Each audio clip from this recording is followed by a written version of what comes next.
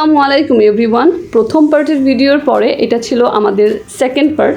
আমি আমার প্রথম পার্টের ভিডিওতে বলেছিলাম যে সেকেন্ড পার্টে আপনাদেরকে পিকনিকের আরও অনেক মজাদার ভিডিও উপহার দিব। সো সেটা নিয়ে আমি আবারও চলে এসেছি। তো ফার্স্টে চলেন এই কটেজের বিস্তারিত তো বলেছিলাম, কিন্তু কটেজটা ঘুরিয়ে দেখানো হয়নি। সেই সাথে এত সুন্দর একটা রিসোর্টের কটেজের সামনের যে পরিবেশটা, এটাও কিন্তু আপনাদেরকে দেখায়নি। দেখেন কি সুন্দর, মনে হচ্ছে প্রকৃতির সাথে মিশে গিয়েছি।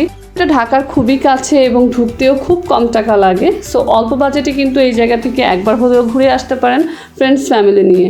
আশা করছি সবার অনেক ভালো লাগবে এবং খুব ভালো একটা সময় আপনাদের কাটবে। চলুন আমরা ঘুরে দেখি আমাদের এই কটেজের ভেতরের রুমগুলো।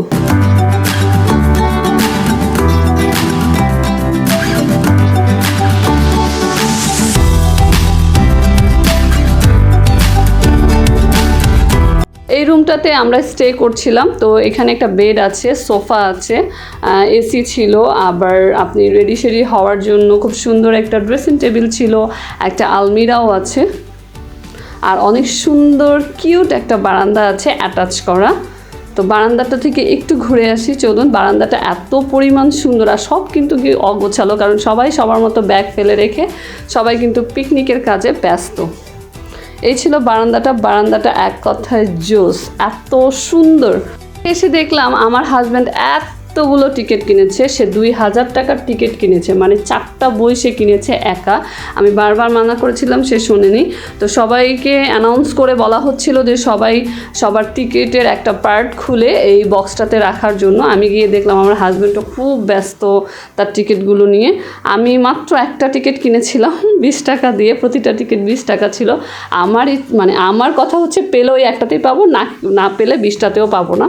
সবার যখন বক্সে টিকিট ফেলা হয়ে গেল, দেখলাম অসংখ্য গিফট নিয়ে স্টেজে সবাই কর্তৃপক্ষরা চলে এসেছে। কোন গিফটটা পাবো, এতগুলো লটারি কিনেছিলাম যে অবশ্যই একটা না একটা কিছু পাবোই, সেই আশাতে ছিলাম। সবাই অধীর আগ্রহে অপেক্ষা করছে কখন নাম্বার ঘোষণা করা হবে। তো তার আগে হচ্ছিল যারা খেলা দিয়েছিল, আপনারা তো আমার প্রথম পার্টের ব্লগে দেখেছিলেন, অনেক ধরনের খেলা হয়েছিল, সেই খেলার পুরস্কারগুলো আগে দিয়ে নিচ্ছিল। সবাই অধীর আগ্রহে বসে আছে। আমার হাজব্যান্ডের আগ্রহ কাকে বলে, মানে সে তো টোটাল 20টা প্রাইজ ছিল। তো 20টা প্রাইজের মধ্যে আসলে কোন প্রাইজটা পাবে সেটা নিয়ে অনেক গবেষণা হচ্ছিল। আমার ছোটো বোনও 5টা টিকিট কিনেছিল, সেও খুব এক্সাইটেড ছিল। সবাই সবার নাম্বার মিলাচ্ছিল বারবার। ফাইনালি এক এক করে চোখের সামনে থেকে সবগুলো গিফট চলে যাচ্ছিল অন্যের হাতে, কোনো গিফটই আমরা আর পাই নাই। তো দেখেন আমাদের ঘরের সবার কিন্তু অলরেডি টিকিট ছেঁড়া শুরু হয়ে গেছে, লটারি টিকিটগুলো ছেঁড়া। আমার ছোটো বোনের খুব মন খারাপ, সে ভেবেছিল সে অ্যাটলিস্ট মোবাইলটা পাবে। আর আমার হাজব্যান্ড তো দেখতেই পাচ্ছেন, তার মুখে হাসি ঠিকই, কিন্তু তার অন্তরটা পুড়ে যাচ্ছে। 2000 টাকার টিকিট কিনে সে 2 টাকার জিনিসও পায় নাই। আমার খুব মজা লাগছিল, কারণ আমি মাত্র 20 টাকাতে একটা টিকিট কিনেছিলাম। সো মজায় আমি ওদের এগুলো ভিডিও করছিলাম। খুব কান্না করছিল, কারণ এত গিফট। সে বারবার বলতেছিল গিয়ে একটা গিফট নিয়ে আসো, প্লিজ একটা গিফট নিয়ে আসো। ও তো আর বুঝতে পারে না যে গিফট আসলে নাম্বার না মিললে গিফট পাওয়া যায় না। এদিকে দেখলাম আমার হাজব্যান্ড আর তার শালি প্রতিবাদ করছে, আগামী বছর নাকি তারা সব টিকিট কিনে নেবে, কাউকে একটা টিকিটও কিনতে দিবে না, পেতেই হবে, এরকম একটা অবস্থা। আমার এত হাসি পাচ্ছিল। ফাইনালি পিকনিকের মজা শেষ করে সবাইকে মাইক দিয়ে বারবার বলা হচ্ছিল আপনারা সবাই আপনাদের নির্দিষ্ট বাসে চলে যান। আর এদিকে দেখতেই পাচ্ছেন সন্ধ্যা হয়ে আসছে, জায়গাটা ছেড়ে আসতে খুব কষ্ট হচ্ছিল। সারাটা দিন এত ভালো কাটবে ভাবতে পারিনি। তো অনেক ভালো একটা সময় পার করেছিলাম সবাই মিলে।